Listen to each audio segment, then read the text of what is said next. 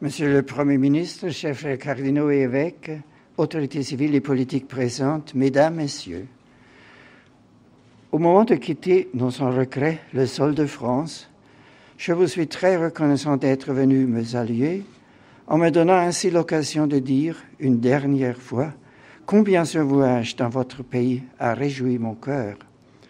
À travers vous, Monsieur le Premier ministre, je salue Monsieur le Président de la République et tous les membres du gouvernement, ainsi que les autorités civiles et militaires qui n'ont pas ménagé leurs efforts pour contribuer au bon déroulement de ces journées de grâce. Je tiens à exprimer ma sincère gratitude à mes frères dans l'épiscopat, au cardinal 23 et à Monseigneur Perry en particulier, ainsi qu'à tous les membres et au personnel de la Conférence des évêques de France. Il est bon de se retrouver entre frères. Je remercie aussi chaleureusement Monsieur le maire et la municipalité de Paris et de Lourdes. Je n'oublie pas les forces de l'ordre, tous les innombrables volontaires qui ont offert leur temps et leurs compétences. Tous ont travaillé avec dévouement et ardeur pour la bonne réussite de mes 4 jours dans votre pays. Merci beaucoup. Mon voyage a été comme un diptyque. Le premier volet a été Paris, ville que je connais assez bien et lieu de multiples rencontres importantes. J'ai eu l'occasion de célébrer l'Eucharistie dans le cadre prestigieux de l'Esplanade des Invalides.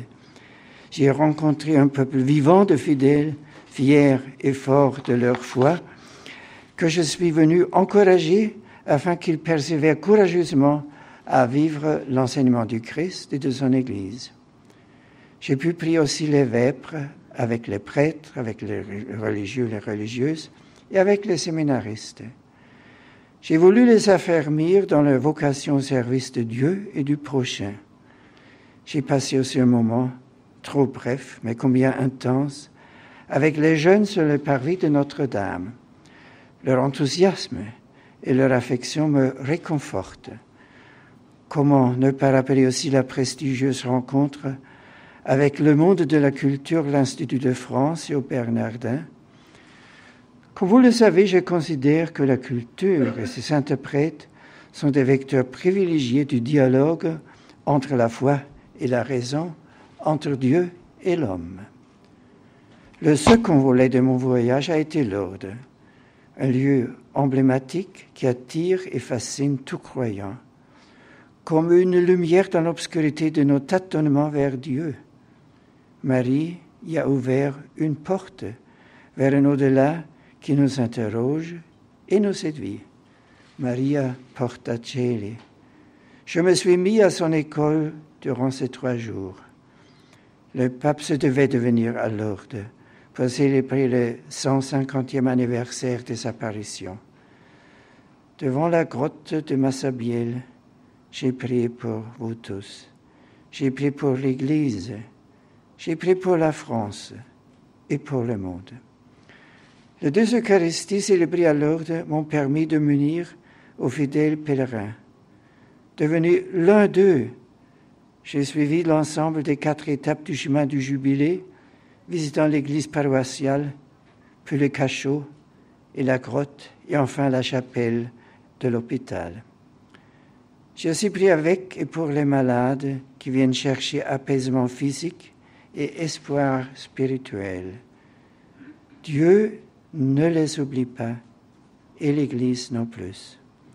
Comme tout fidèle en pèlerinage, j'ai voulu participer à la procession au flambeau et à la procession eucharistique. Elles font monter vers Dieu supplication et louange. Lourdes est aussi le lien où se rencontrent régulièrement les évêques de France pour prier ensemble et célébrer l'Eucharistie, réfléchir et échanger sur leur mission de pasteur. J'ai voulu partager avec eux ma conviction que les temps sont propices à un retour à Dieu. Monsieur le Premier ministre, frères évêques et chers amis, que Dieu bénisse la France, que sur son sol règne l'harmonie et le progrès humain, et que son Église soit le levain dans la pâte pour indiquer avec sagesse et sans crainte, selon son devoir propre, qui est Dieu. Le moment est arrivé de vous laisser. Peut-être reviendrai-je dans votre beau pays. J'en ai le désir, un désir que je confie à Dieu.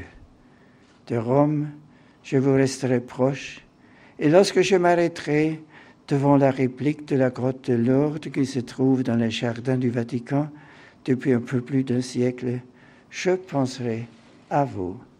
Que Dieu vous bénisse.